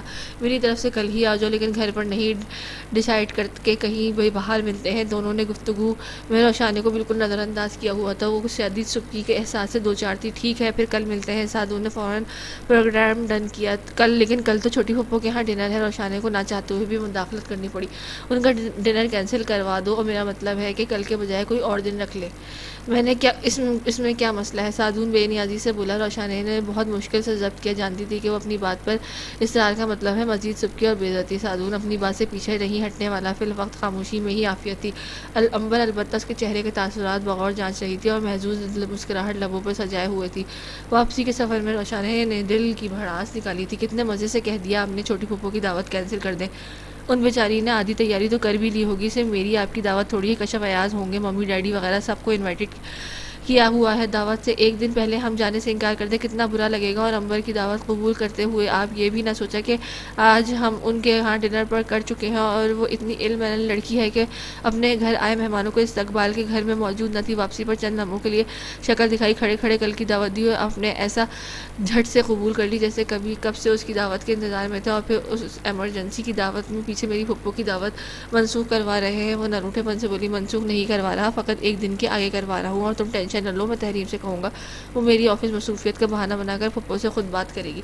سعدون کے پاس ہر مسئلے کا حل تھا۔ روشانے نے مزید بحث نہ کیا۔ ہاں، آنکھوں میں آئے پانی کو اس نے چھپانے کی خاطر رخ ضرور موڑ لیا تھا۔ اگلے دن سعدون کے آفس جانے کے بعد تحریم کا فون آیا اور روشانے سے سعدون کے بیان کی تصدیق چاہ رہی تھی کہ واقعی آفس سے کسی کام کی وجہ سے پھپھو کی دعوت ایک دن آگے بڑھائی جا رہی ہے، کوئی اور بات ہے۔ وہ روشانے سے کوئی اور بات چھپانا ضرور خیال نہ کیا۔ آخر تحریم بھابھی کو تو پتہ لگنا چاہیے کہ نا ان کی لاڈلا بھائی اپنی کزن کے پیچھے ایک بنا بنایا پروگرام خراب کر رہا ہے۔ تحریم بھابھی نے روشانی کی بات سن کر چند لمحوں کے لیے خاموشی اختیار کی تھی۔ امبر سعد بھائی کی بچپن کی دوست ہے، دونوں اکٹھے پڑھے ہیں، اس لیے دونوں میں بے تکلفی بہت ہے۔ تم امبر کی وجہ سے ہرگز ٹینشن نہ لیا کرو، لیکن کوشش کرو کہ اب سعدی بھائی امبر کو کم لفٹ کروایا کریں۔ وہ موڈی اور سرپریسی لڑکی ہے، اسے اپنی پرائیویسی میں دخل دینے کی اجازت کبھی مت دینا۔ تحریم بھابھی کے بظاہر لہجے کی سرسری سا بنا کر اسے نصیحت کی تھی، لیکن وہ ان کے لفظوں میں چھپا خدشہ پا گئی تھی۔ یہ بات آپ مجھے اب نہیں اپنے سعدی بھائی کو سمجھائیں۔ نہ چاہتے ہوئے بھی روشانے نے لہجہ قدرے تلخ ہو گیا تھا، اور بات کے فون بند کرنے کے بعد وہ تحریم بھابھی سے یوں مخاطب ہونے پر سخت پشیمانی کا شکار بھی ہوئی تھی۔ رات کو امبر کی دعوت پر جانے کا اس کا قطعی کوئی موڈ نہ تھا، بلکہ کل امبر کی وجہ سے اس نے اپنی تیاری پر بہت توجہ دی تھی، لیکن آج دل و دماغ کی کیفیت بالکل متضاد تھی۔ وہ بہت سادے سے حلیے میں جانے کے لیے تیار تھی۔ سعدون نے نہ تو کل اس طرح تھا اور نہ آج اتنے سادہ حلیے کی وجہ دریافت کی تھی، اور خود ہے خیر بہت نکھرا سکھرا لگ رہا تھا۔ اس بلا کے خوبرو اور وجیح شخصیت نے اس کے دل کی ہر دھڑکن اپنے نام کر لی تھی، لیکن روشانے کو اس کے دل تک رسائی حاصل کرنا فقط ایک خواب لگا تھا۔ امبر نے اپنے شہر کے سب سے مہنگے اور بہترین ریسٹورنٹ میں مدعو کیا تھا۔ سیاہ ساڑی میں اس کا حسن خوب دہک رہا تھا۔ روشانے لڑکی ہونے کے باوجود اس کے حسن سے مرغوب ہو جاتی تھی۔ سعدون تو مرد تھا، وہ کیسے اپنے بے پناہ حسن سے نگاہیں چرا سکتا تھا؟ امبر کو خود اس حسن کا بھرپور ادراک تھا۔ وہ گرد و پیش سے اٹھنے والی ہر ستائشی نگاہ کی حق سمجھ کر وصول کر رہی تھی۔ ڈنر کے دوران سعدون اور امبر دونوں محو گفتگو رہے، اپنی یونیورسٹی کے دنوں کی شرارتیں، پرانے دوستوں اور بیتی یادوں کو دہراتے ہوئے روشانے کی موجودگی کو فراموش کر بیٹھے تھے۔ روشانے نے خود کو دل میں سمجھاتی رہی کہ یہ محض پرانے دوستوں کی بے تکلفی ہے، لیکن دل اس بیان کی تصدیق کے موڈ میں نہ تھا۔ آہستہ آہستہ گفتگو کا دائرہ دوسرے موضوعات کی طرف پھیل گیا تھا۔ اب امبر اور سعدون شدمت سے ملک کے موروثی حالات ڈسکس کر رہے تھے۔ روشانے کو حیرت ہوئی، یعنی موصوفہ انٹلیکچوئل پرسنالٹی بھی رکھتی ہیں۔ حیرت انگیز طور پر کئی معاملات میں امبر اور سعدون کا نقطہ نظر ایک دوسرے سے بالکل برعکس تھا۔ روشانے سعدون کی ہم خیال تھی، مگر بحث میں کودے بغیر خاموشی سے دونوں کی بات سن رہی تھی۔ لگتا ہے ہماری باتوں سے تمہاری بیگم بور ہو رہی ہے، امبر نے بظاہر مسکرا کر کہا، لیکن اس کی نگاہوں میں بڑی تمسخرانہ چمک تھی۔ سعدون نے اس کا فکرہ نظر انداز کر کے اپنی بات جاری رکھی تھی۔ جواب میں امبر نے ذرا زوردار دلائل دے کر اپنے تئیں سعدون کو لاجواب کر دیا۔ جب سعدون نے واقعی کوئی جواب نہ دینا پڑا تو وہ کہہ لگا کر ہنس پڑی تھی۔ تب دھیمے سے لہجے میں روشانے نے خود بخود گفتگو میں شامل ہو گئی۔ اس نے امبر کو نقطہ نظر پر فوری اختلاف کیا، اور یہ محض اختلاف برائے اختلاف نہ تھا۔ ملک کے جدید اور معتبر صحافیوں کی رائے پیش کرنے کے ساتھ وہ بین الاقوامی اخبارات میں چھپنے والے آرٹیکلز کی بنیاد پر اعتماد و شمار پیش کر رہی تھی۔ بڑے ابو کی صحبت میں ایک عمر گزارنے کے بعد اسے ان معاملات میں اتنا عبور تو حاصل ہو ہی گیا تھا کہ وہ امبر جیسی نام نہاد دانشورانہ سوچ کی اپنی پر اثر دلیلوں سے پرخچے اڑا دے۔ دھیما شائستہ لہجہ، لب مگر کاٹ دار دلیلیں وہ پورے بولنے پر آئی تو کسی دوسرے کو ٹوکنے تک کی مجال نہ ہوئی۔ سعدون کی نگاہوں میں بے پناہ حیرت تھی اور امبر کی نگاہوں میں ناگواری کا احساس۔ آج کھانا کھا کر مزہ نہیں آیا، وہ لوگ اپنے نام کے مطابق معیار برقرار نہیں رکھ پا رہے ہیں۔ اس نے نیپکن سے منہ پوچھتے ہوئے موضوع ہی بدل ڈالا۔ روشانے نے دھیرے سے مسکرا دی، اور یہ مسکراہٹ امبر کو تیز دلانے کے لیے کافی تھی۔ ڈنر کے اختتام پر وہ نئے نویلے جوڑے کی آمد پر ان کا شکریہ ادا کر رہی تھی تو یہ الفاظ بولتے ہوئے اسے ضبط کی کن کڑی منزلوں سے گزرنا پڑا یہ وہی جانتی تھی۔ واپسی کے سفر میں سعدون پہلی بار روشانے کے لیے ستائشی کلمات ادا کر رہا تھا۔ اسے روشانے کی باخبری پر واقعی خوشگوار حیرت ہوئی تھی، اور وہ اسی حیرت کا اظہار کر رہا تھا۔ تحریر بتاتی تھی کہ تمہارا ذوق اور عادتیں مجھ سے ملتی ہے، مجھے کبھی یقین نہ آیا، آج اندازہ ہوا کہ وہ اتنی غلط بھی نہیں تھی۔ ذوق کے بارے میں کہہ سکتے ہیں، لیکن مزاج اور عادتیں ہرگز نہیں۔ روشانے نے فوراً تردید کی تھی، اور وہ پہلی بار اسی کہی بات پر کھل کر ہنسا تھا۔ جیسے تیسے صحیح، مگر زندگی ایک ڈھپ پر چل پڑی تھی۔ روشانے نے گھر داری سنبھال لی تھی، صفائی ستھرائی اور چھوٹے کاموں کو لیے عذرا آتی تھی۔ درمیانی عمر کی عورت، مگر کاموں میں خاصی پھرتیلی تھی۔ برسوں سے اس گھر کی ملازمت تھی، اور ہر رات سے باخبر ایک روز امبر سعدون سے ملنے آئی اور اسے ساتھ لے کر کسی مشترکہ دوست کی طرف چلی گئی تو عذرا نے ہی روشانے کو امبر سے خبردار کیا تھا، سعدی بھائی کی امبر باجی کے سائے سے بھی محفوظ رکھیے، روشانے بیوی بہت چلت لڑکی ہے، یہ شادی کے بعد بھی سعدی بھائی کا پیچھا نہیں چھوڑ رہی۔ ایسی بات نہیں ہے عذرا، دونوں کلاس فیلو ہیں، اور پرانے دوستوں کے بیچ اتنی بے تکلفی تو ہوتی ہی ہے نا۔ اس نے عذرا کی بات میں دلچسپی لینے اور کوئی رد عمل دینا مناسب نہ سمجھا تھا، لیکن عذرا کو خود ہی ساری معلومات دینے کے لیے بےقرار بیٹھی تھی۔ یہ جو سعدی بھائی ہیں نا، امبر باجی کے عشق میں گوڑے گوڑے گرفتار تھے، لیکن بہنیں ان کی امبر باجی سے شادی پر بالکل تیار نہیں تھی۔ سعدی بھائی نے بھوک ہڑتال کر دی تب تمکنت باجی نے اسے رشتہ ڈالا تھا، لیکن آگے سے امبر باجی نے خود ہی انکار دیا۔ سب کے کلیجوں میں ٹھنڈک پڑ گئی تھی۔ میں نے تو خود گھر جا کر 2 نفل شکرانے کے پڑے تھے، ایسی بددماغ اور مغرور لڑکی اس گھر کی بہو بن کر آتی تو کیا بنتا بیچاری بہنوں کا۔ تمکنت باجی تو خیر بیچاری ملیشیا بیٹھی ہیں، بیچاری تحریم بھابھی کا میکا ہی چھوٹ جاتا، بس سعدی بھائی کی عقل پر پردے پڑے تھے، ورنہ کسی اندھے کو بھی نظر آ جاتا کہ اس لڑکی کا مزاج اور عادتیں کیسی ہیں۔ ہم جیسے انسانوں کو تو خیر یہ انسان سمجھتی ہی نہیں ہے، تو تحریم باجی تک سے اتنا خار کھاتی ہے، اور تو اور نگہت خالہ کی بے عزتی کرتی رہتی ہے۔ عذرا اپنی ہی دھن میں بولتی جا رہی تھی، نگہت خالہ ماں ہے امبر کی، کوئی اپنی ماں کی کیوں بے عزتی کرنے لگا، یوں بیور کی مت اڑاؤ۔ اس نے عذرا کو ٹوکا، لو جی آپ کو تو کچھ پتہ ہی نہیں، نگہت خالہ سگی ماں تھوڑی ہیں، سوتیلی ماں ہے امبر باجی کی، اور دنیا سوتیلی ماؤں کے ظلم و ستم کی داستان سناتی ہے، لیکن یہاں قصہ ہی الٹ ہے، جیسے لحاظ نگہت خالہ کے شوہر ویسے ہی بدتمیز بیٹی۔ بیچاری نگہت خالہ تو ایک محل میں ظالم دیو اور خوبصورت چڑیل کی قید میں زندگی گزار رہی ہیں، لیکن سعدی بھائی سب کچھ جانتے بوجھتے بھی اس چڑیل کے عشق میں کیسے گرفتار ہوئے یہ بات میری تو عقل میں سمائی نہیں۔ خیر شکر ہے کہ وہاں سے خود ہی انکار ہو گیا۔ انکار سن کر مجنوں بن گئے تھے سعدی بھائی۔ تحریم باجی نے آپ کا رشتہ ڈھونڈا تو اللہ اللہ کر کے رشتے پر راضی ہوئے۔ رب کا کیسا کرم کہ خود بخود امبر باجی سے جان چھوٹ گئی، لیکن اب سعدی بھائی کو ذرا کنٹرول میں رکھیں، مرد کو بھٹک دیر نہیں لگتی ہے۔ عذرا نے بہت خلوص سے مشورہ دیا تھا۔ روشانی کے ہاتھ پاؤں ایک دم سے سن ہو گئے تھے۔ اس نے عذرا کے دھیان اس کے کام کی طرف مبذول کروایا اور خود بیڈ روم میں چلے گئی۔ خاندانی ملازم گھر کے بھیدی ہوتے ہیں، عذرا کی باتوں میں 100% سچائی نہ بھی ہو تو کچھ نہ کچھ تو سچائی ضرور تھی۔ وہ جو اب تک سادون کی بے مہر اور سپاٹ سے انداز کو اس کی شخصیت کا خاصا قرار دے رہی تھی، دل کو مطمئن کرنا چاہتی تھی، آج اس کی تمام خوشگواریوں کا خاتمہ ہو گیا تھا۔ سادون تک اس کی رسائی اس لیے نہ ہوئی تھی کہ وہ وہاں پہلے ہی کوئی قابض تھا، لیکن عذرا کے بقول انکار امبر کی طرف سے ہوا تھا، اور تب وہ اپنے تو وہ اب کیوں سادون کا پیچھا نہ چھوڑی تھی۔ اس گھر میں اس کی آمد بڑھنے لگی اور اکثر وہ کسی نہ کسی بہانے سادون کو ہمراہ لے جاتی۔ ہر بار اس کی آمد پر روشانی کا جی کھٹکتا تھا، لیکن آج ساری حقیقت جان کر تو گویا جسم میں جان ہی نہیں بچی تھی۔ اس کا شوہر کسی اور کے ظلم کا اسیر تھا۔ یہ سن کر، یہ حقیقت جاننے کے بعد کیسے اس کی سنگ زندگی گزاری جا سکتی تھی؟ عزت نفس کا پندار بری طرح مجروح ہوا تھا اور روشانی کی عقل معاف ہو چکی تھی۔ وہ کیسے اس صورتحال سے نپٹے؟ دل ہی دل میں تحریم بھابھی پر 100 غصہ آ رہا تھا۔ سب کچھ جانتے بوجھتے انہوں نے اس کی زندگی کے ساتھ کھیل کھیلا، شاید اس لیے وہ کشف کے بجائے اس کی طلبگار ہوئی تھی۔ اویس بھائی کی سگی بہن کے ساتھ وہ اپنی بھائی کی شادی کا رسک کیسے لے سکتی تھی؟ 100 قربانی کے بکرے کے روپ میں انہیں روشانی ہی بھائی تھی، لیکن کیا اس گھر میں اتنے دن گزارنے کے بعد بھی انہیں اندازہ نہ ہوا تھا کہ ان کے شوہر اور ساس سسر کی زندگی میں روشانی کی حقیقت کشف جتنی ہی ہے؟ اور اگر وہ گھر والوں کو علم میں سارا معاملہ لے آئے تو کیا تحریم بھابھی کی اپنی زندگی متاثر نہ ہوگی؟ روشانی نے ہر پہلو پر غور کر رہی تھی، اور پھر اس نے تھک ہار کر مان لیا کہ وہ کب یہ چاہے گی کہ اس کی وجہ سے اویس بھائی اور تحریم بھابھی کی شادی شدہ زندگی متاثر ہو۔ سب کی خوشیوں کی خاطر سمجھوتا اسے کرنا تھا اور خود کو یہ سمجھوتا بھری زندگی گزارنے کے لیے تیار کرنے لگی۔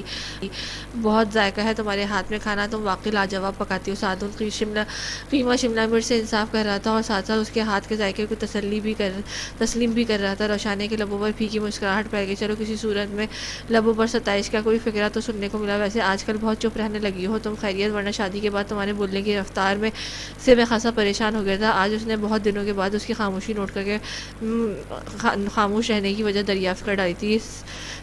سیانے کہتے ہیں ایک چپ 100 سکھ۔ سیانوں کی بات پر عمل کر رہی ہوں۔ ناخنوں پر نگاہ جما کر بے تاثر سے لہجے میں بولی سادون نے ایک گہری نگاہ اس کے چہرے پر ڈالی، پھر خود بھی سیانوں کے مقولے پر عمل کر کے مناسب جانا۔ میں کچھ دنوں کے لیے گھر جانا چاہتی ہوں، کشف بھی رہنے آئے گی۔ شادی کے بعد ہم ابھی تک اکٹھے نہیں رہے۔ کچھ لمحوں کے توقف کے بعد اس نے سادون کو مخاطب کیا، جتنے دن کے لیے جانا چاہو اتنے دن کا کھانا بنا کر فریز کر جانا، بازار کے کھانے سے میرا پیٹ خراب ہو جاتا ہے۔ سادون نے اسے جانے کی مشروط اجازت دے ڈالی اور اپنی اس رغبت پر روشانی کا جی جل کر خاک ہو گیا۔ وہ سیانوں کی بات پر روگردانی کرنے کے بارے میں سوچ ہی رہی تھی کہ عذرا کی اوئی اوئی اور ہائے اللہ کی پکار سن کر جلدی سے اٹھ کر اس کے پاس آ گئی۔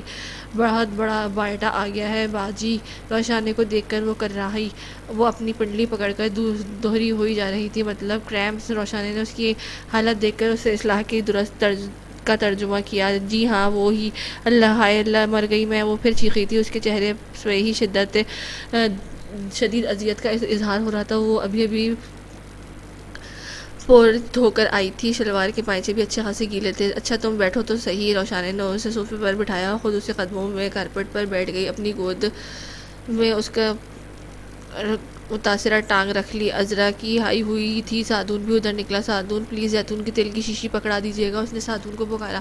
سادون نے کی شیشی لا دی۔ وہ عذرا کے ہائے ہوئے کے باوجود نرم ہاتھوں سے اس کی پنڈلی کی مالش کرنے لگی، ساتھ ہی نصیحتیں بھی جاری تھی۔ خوراک بھی کی اجزا کی کمی ہے اور مسئلہ جنم لیتا ہے۔ روشانی بی بی آپ کا نیا جوڑا خراب ہو رہا ہے، رہنے دیں جی میں خود تیل مل لیتی ہوں۔ عذرا سخت شرمندگی سے دوچار تھی، گرد آلود گیلے پائچے اور روشانی کے سوٹ کو بھی داغدار کر رہے تھے، لیکن وہ ان سب سے بے نیاز اپنے کام میں مصروف تھی۔ سادون دھیرے سے مسکرا کر واپس پلٹ گیا تھا۔ عذرا کے درد کی شدت میں اضافہ ہوا تو روشانی نے اسے چھٹی دے دی۔ اب گھر کے باقی کام اسے نمٹانے تھے۔ مصروفیت کا یہ فائدہ ہوا کہ دماغ سے ساری بیکار سوچیں نکل گئی تھیں۔ سادون کے لیے ہفتے بھر کے کھانے فریز کر کے وہ میکے آ گئی تھی۔ کشف اس سے پہلے موجود تھی، وہ دونوں ماؤں سے خوب لاڈ اٹھوا رہی تھی۔ روشانی بھی ان پانچوں وہ آن پہنچی تو گویا سب کی عید ہو گئی۔ وہی گھر، وہی جان چھڑکنے والے گھر والے ہیں، وہی ہم جولی، لیکن پھر بھی کچھ تھا جو اب زندگی میں پہلے والی بات نہ تھی۔ کشف کے موبائل فون پر گھڑی گھڑی ایاز کے میسج آتے، رات کو بھی وہ ایاز سے ہی محو گفتگو تھی، اور وہ اور کشف شادی سے پہلے ایک ہی کمرہ شیئر کرتی تھی۔ اب بھی دونوں کا بسیرا وہیں تھا، لیکن روشانی کو وہاں اپنی موجودگی ان کی پرائیویسی میں مداخلت لگی، وہ چپ چاپ لاؤنج میں چلی آئی۔ تحریم بھابھی کی بھی کسی کام سے وہاں سے گزر تو روشانی کو کسی سنگی مجسمے کی طرح ساکن بیٹھے دیکھا، کن خیالوں میں گم ہو روشانی، انہوں نے اسے پیار بھرے لہجے میں پکارا، وہ اپنے خیالوں سے چوکی سادی بھائی یاد آ رہے ہیں نا، انہوں نے اپنی دانش میں اسے چھیڑا تھا۔ روشانی نے جواب دینے کے بعد زبردستی کی مسکراہٹ چہرے پر ساری، تم خوش تو ہونا؟ روشانی وہ جانے کیا تصدیق چاہ رہی تھی۔ جی بھابھی، آپ سب کی خوشی دیکھ کر میں واقعی بہت خوش ہوں، اللہ سب کی خوشیوں کو اسی طرح قائم رکھے، وہ سادہ سے انداز میں مسکرا کر کہتی، واپس کمرے کی طرف بڑھ گئی۔ تحریم کی پرسوچ نگاہیں انہوں نے اسے دور تک کا پیچھا کیا تھا۔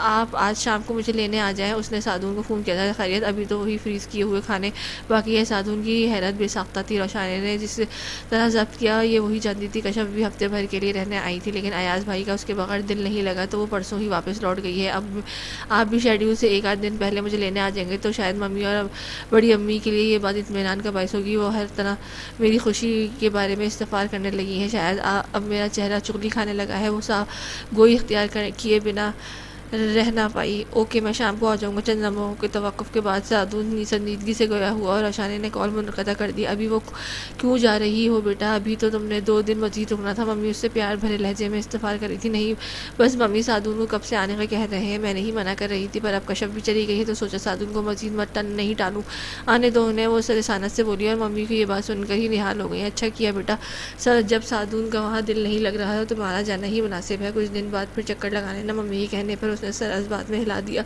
جو اطمینان اس وقت اسے ماں کے چہرے پر نظر آ رہا تھا، اس کے لیے جھوٹ اسے سراسر جائز لگا۔ میرا خیال ہے سادون کے لیے قیمہ بھرے کریلے بنا لیتی ہوں، سادون کو بہت پسند ہے۔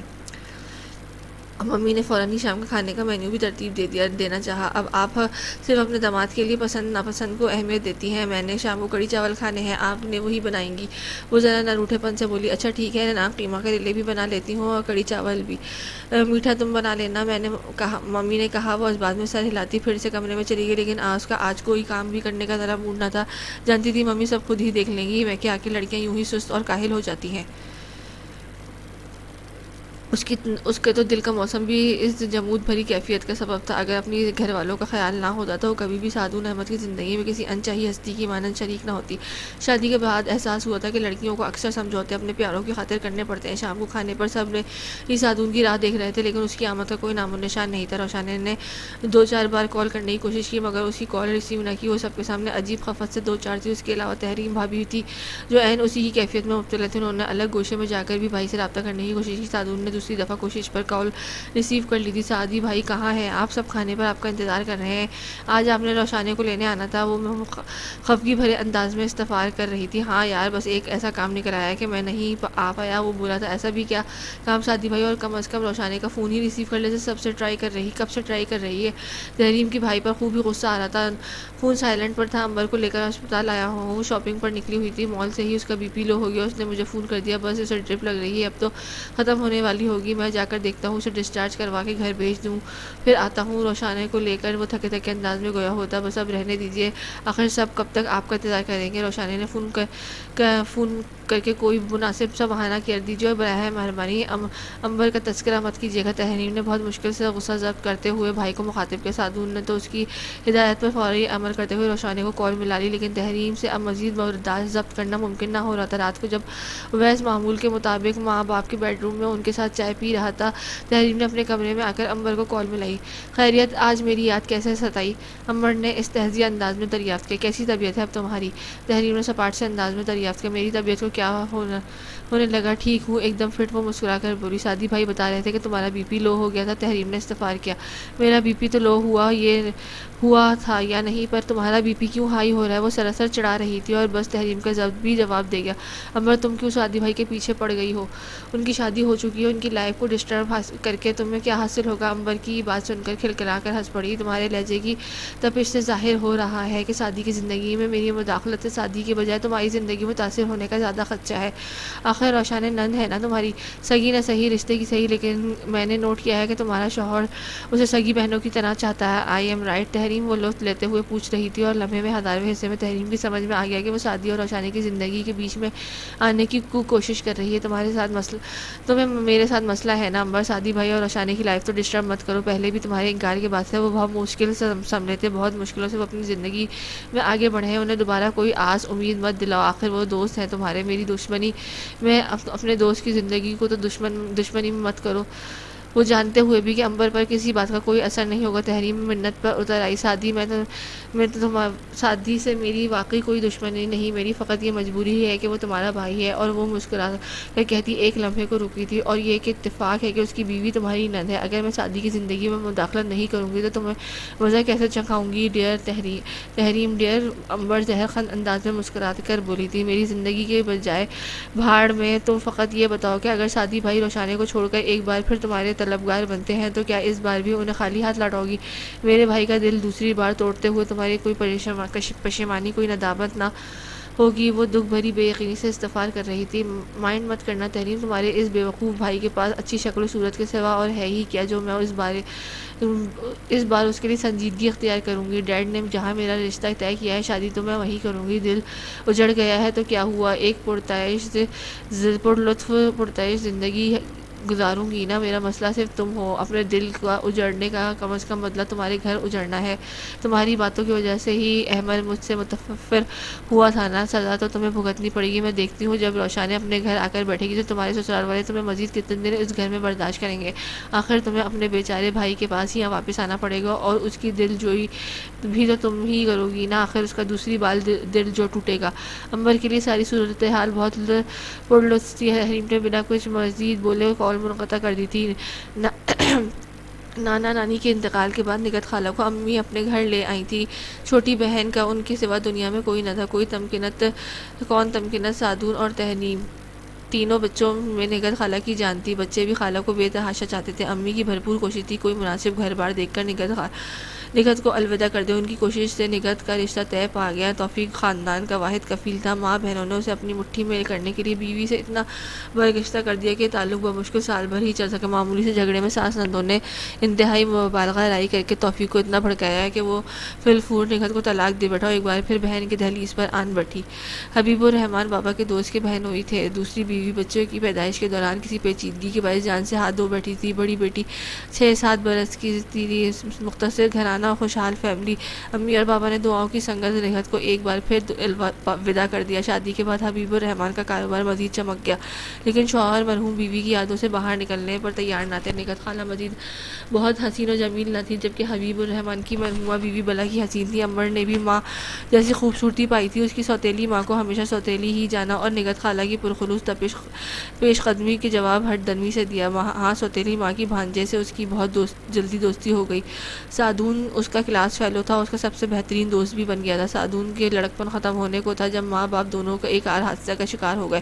باپ کی پینشن اور واجبات سے کسی طور زندگی کی گاڑی چلنے لگی. ملائیشیا میں مقیم تایا نے اپنے بڑے بیٹے کے لیے تمکنت کا رشتہ مانگ لیا اور یوں تمکنت بیاہ کر دور دیس جا بسی. سعدون کی بیسٹ فرینڈ احمد کب تحریم میں دلچسپی لینے لگا، اس کا اندازہ سیدھی سادی تحریم کو نہ ہو سکا. وہ اس کے لیے صرف سعدی کا دوست تھا. امبر، سعدی اور احمد تینوں دوستوں کو تکون یونیورسٹی میں بھی مشہور تھا. امبر کی فطرت میں حاکمیت تھی اور یہ برداشت نہ کر سکی کہ احمد اور سعدی کے علاوہ کسی اور لڑکی میں مخاطب ہو پائے. سعدون کو تو خیر امبر کے سوا کوئی بھی نظر نہیں آتا تھا، لیکن امبر جس کو دل دے بیٹھی تھی وہ امبر کے دوست سے زیادہ کوئی اور درجہ دینے پر تیار نہ آتا. امبر کی زیرک نگاہوں نے بہت جلد بھانپ لیا کہ احمد کی آنکھیں تحریم کو دیکھ کر جگمگانے لگتی ہیں. سعدون کی غیر موجودگی میں اس نے احمد سے اس بارے میں استفسار کیا تو اس نے بنا جھجک کے تحریم سے محبت کا اقرار کر لیا. احمد کے منہ سے یہ سن کر وہ بہت جلد اپنے والدین کو سعدون کے پاس بھیجنے کا ارادہ رکھتا ہے. امبر کے غم و غصے کی کوئی انتہا نہ رہی. تحریم ویسے بھی اس سے زہر سے کم نہ لگتی تھی اور ان دونوں سے جونیئر تھی، اور اب تک امبر کا ہر ریکارڈ بہت کامیابی سے توڑتی آئی تھی. شکل و صورت بھی بہت منموہنی تھی اور یہ اور باتیں وہ امبر کو کسی چڑیل سے کم نہ لگتی تھی. احمد کو کچھ کہنے کے بجائے اس نے تحریم کو دھمکانا زیادہ مناسب خیال کیا. احمد سے رشتہ جوڑنے کی صورت میں اس نے اسے ہر ممکن دھمکی سے نوازا تھا. تحریم کی اس مغرور اور بدلحاظ لڑکی کی دھمکیاں سن کر خوف بھی آیا اور شدید غصہ بھی، اس لیے جب اس دن موقع پا کر احمد نے اسے دلی واردات سے آگاہ کرنا چاہا تو تحریم نے امبر کی ساری دھمکیوں کے متعلق بتا کر اس کے جذبوں کی پذیرائی سے صاف انکار کر دیا. احمد کو امبر پر سخت طیش آیا. امبر کو خوب جلی کٹی سنا کر اس نے ہمیشہ کے لیے اس سے قطع تعلق کرنے کا اعلان کر دیا اور اب وہ وعدے پر قائم رہا. تحریم نہیں تو امبر کو بالکل بھی نہیں. وہ پڑھائی ختم ہونے کے ساتھ ہی انگلینڈ چلا گیا. وہاں اپنی ماموزاد سے شادی بھی کر ڈالی. امبر نے اسے منانے کی ہر ممکن کوشش کی، لیکن وہ ان سب کی شکل دیکھنے کبھی روادار نہ تھا. سعدون کو ان دونوں کی دوستی ٹوٹنے پر اچنبھا تو تھا، مگر بہت کریدنے کے باوجود دونوں نے ہی اس کی وجہ نہ بتائی۔ احمد چلا گیا تو یہ قصہ بھی اختتام پذیر ہوا۔ اب سعدون انور کا باضابطہ طور پر اپنی زندگی کا حصہ بنانا چاہتا تھا، لیکن بہن اس کوشش میں آڑے آ رہی تھی۔ جب وہ کسی طور اپنے مطالبے سے پیچھے نہ ہٹا تو ممکنات آپی نے مصلحت اسی میں جانی کہ دونوں بھائی کے دل کی خوشی پوری کر دی جائے۔ تحریر میں جلدی اپنے گھر کبار کا ہو جانا تھا۔ زندگی سعدون نے گزارنی تھی تو اس کی پسند کی اپنانا ہی عقل مندی کا یہ تقاضا تھا۔ انور جیسی خود پسند لڑکی سے کچھ بعید نہ تھی کہ وہ خود بھی سعدون کی زندگی میں شامل ہو سکتی تھی، لیکن ان لوگوں کی حیرت کی کوئی انتہا نہ رہی جب انور نے اس رشتے سے صاف انکار کر دیا۔ تمہاری بہنیں مجھے شدید ناپسند کرتی ہیں اور میں انچاہی بن کر تمہاری زندگی میں شامل نہیں ہونا چاہتی۔ اس نے چالاکی سے انکار کا سارا ملبہ بھی سعدون کی بہنوں پر گرا دیا۔ سعدون کی ساری منت سماجہ، ساری یقین دہانیاں بیکار گئی۔ انور کی نہ جہاں میں نہ بدلی، بلکہ اس نے اپنے باپ کے منتخب کردہ شخص سے منگنی کر لی۔ سعدون بہنوں سے شدید شوقی تھا۔ نگہت خالہ کے سمجھانے بجھانے پر وہ تحریم کی نند سے شادی پر تو راضی ہو گیا، مگر دل سے اس رشتے کے نبھانے پر تیار نہ تھا، اور انور جو کچھ عرصے کے لیے اس کی زندگی سے دور چلی گئی تھی، شادی کے فوراً بعد پہلی والی دوست بن کر واپس پلٹ آئی تھی۔ سعدون اب بھلے سے اسے اپنی دوست ہی سمجھ رہا تھا، لیکن وہ کیا کچھ سوچ کر سعدون کی زندگی میں شامل ہوئی تھی، یہ بات اب تحریم کے لیے راز نہ رہی تھی۔ گھر کے کام کاج نمٹاتے ہوئے جب تحریم کا گدر لاؤنج سے ہوتا تھا تو اس کی ساس اور چچی ساس بہت شوق سے پاکستانی ڈرامے دیکھ رہی تھی۔ یوں ہی چلتے پھرتے کوئی سین ان کی توجہ بھی کھینچ لیتا، ورنہ اس جیسی سیدھی سادہ مزاج رکھنے والی لڑکی کو یہ کال ریکارڈ کرنے کا خیال قیامت تک نہ آ سکتا تھا۔ اب جب کال ریکارڈ ہو ہی گئی تھی تو اس نے اس کی اصل منزل کی جانب بھیج بھی دینا چاہیے تھا۔ تحریم گہرا سانس اندر کھینچتے ہوئے پھر سے فون پر جھک گئی تھی۔ میرا دل کر رہا ہے میں اسے شوٹ کر دوں، ماضی میں بھی وہ میرا اتنا ہراساں کرتی رہی اور تمہیں اتنا ہراساں کرتی رہی اور تم نے مجھے بتایا تک نہیں۔ سعدون انتہائی دکھ سے بہن کو تک رہا تھا۔ روشانے کو موسمی بخار نے اپنی لپیٹ میں لے لیا تھا۔ میکے میں اس کا قیام 2-4 دن مزید بڑھ گیا تھا۔ تحریم سعدون کے کھانے فریز کرنے کے لیے کہہ کر میکے آئی تھی۔ یہاں کھانا بنانے کا کس نے ہوش تھا؟ دونوں بہن بھائی زندگی کے سودوں سے یہاں کا کھاتا کھولے بیٹھے تھے۔ پہلے کبھی کچھ کیوں نہ بتایا تحریم؟ وہ دکھ کی انتہا پر تھا۔ کیا بتاتی بھائی کہ آپ کا دوست مجھ سے محبت کرنے لگا ہے؟ مجھے تو یہ یک طرفہ محبت بھی سراسر اپنا قصور لگتی تھی۔ یہ بات تو میں شرم کے مارے تمکنات آپی اور نگہت خالہ کو بھی نہ بتا سکی تھی۔ آپ کو بتانے کی ہمت کہاں سے لاتی؟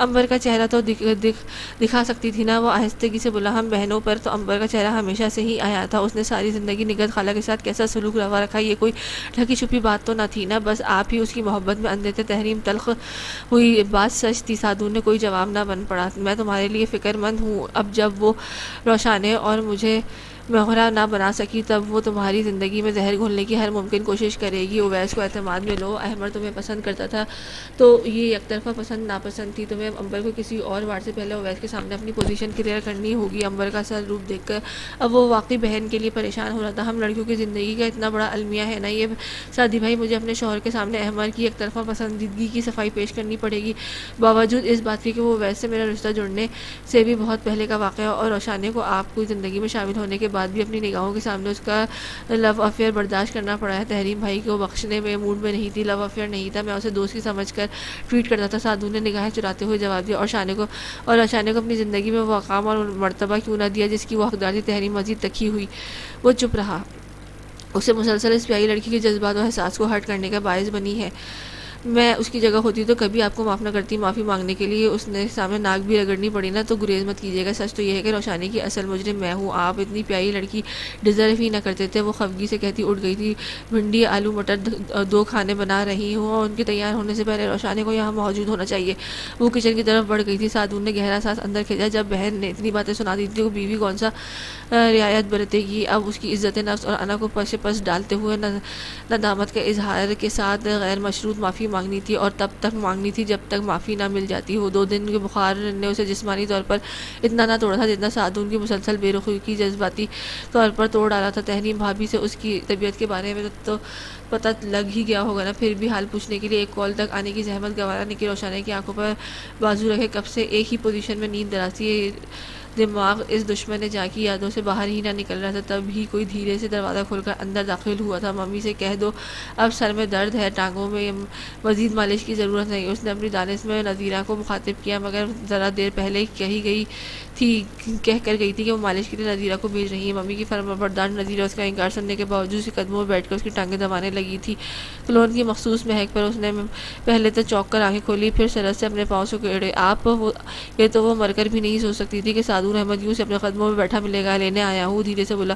کیوں فریزر خالی ہو گیا کہ؟ روشانی نے طنز کیا۔ نہیں، میرا دل اور میرا گھر اور میرا دل دونوں تمہارے بن اداس اور خالی خالی ہیں۔ صرف ایک بار ماضی کی تمام کوتاہیوں پر معاف کر دو، مستقبل میں بھی شکایت کا موقع نہیں دوں گا۔ وہ فرمانبرداری کی انتہاؤں پر تھا۔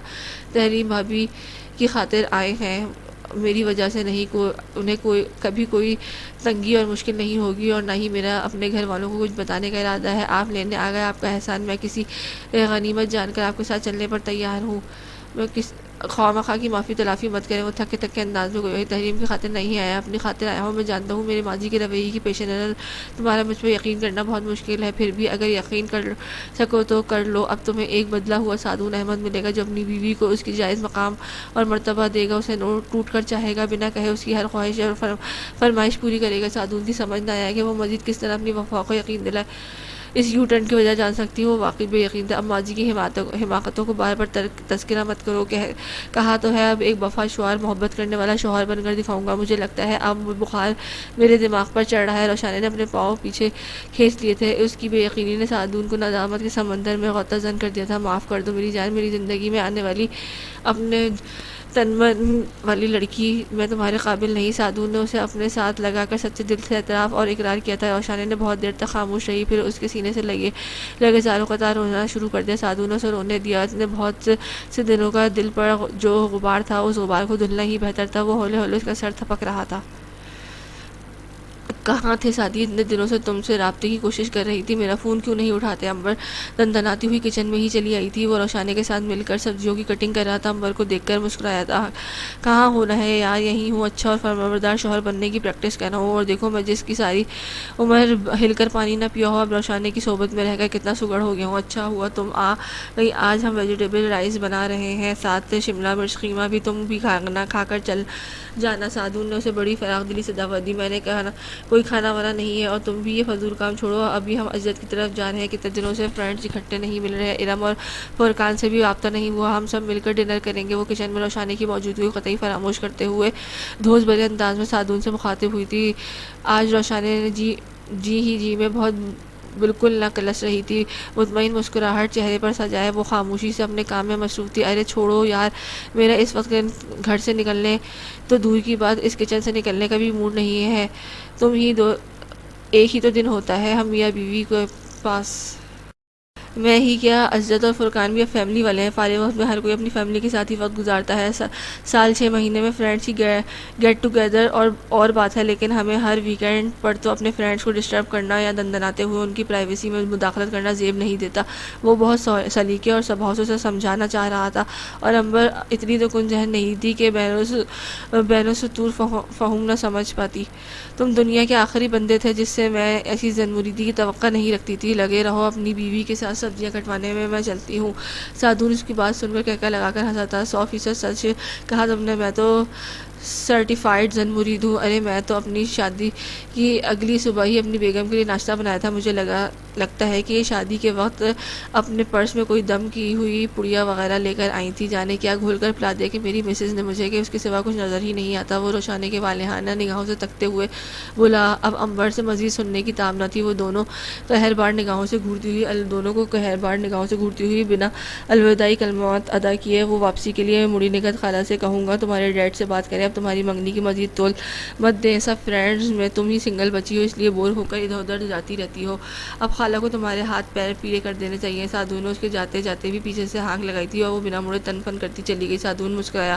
نگہت خالہ کی مجبوری نہ ہوتی تو کسی اور طریقے سے اس کا دماغ ٹھکانے لگاتا، فی الحال اس خود پسند لڑکی کو اتنا سبق ہی کافی تھا۔ خس کم جہاں پاک میں نے ڈرائنگ روم میں بٹھانے کی اتنی کوشش کوشش کی مگر عنبر بی بی تو دندناتی ہوئی کچن میں ہی گھس آئی۔ عذرا نے باہر سے ہی بآواز بلند تبصرہ کہتا، کیا کمال کا فقرہ بولتی ہے عذرا بی بی، ویسے روشانے ایک بات بتاؤ، تم پہلی بار دندناتی ہوئی میرے دل میں کب گھسی تھی؟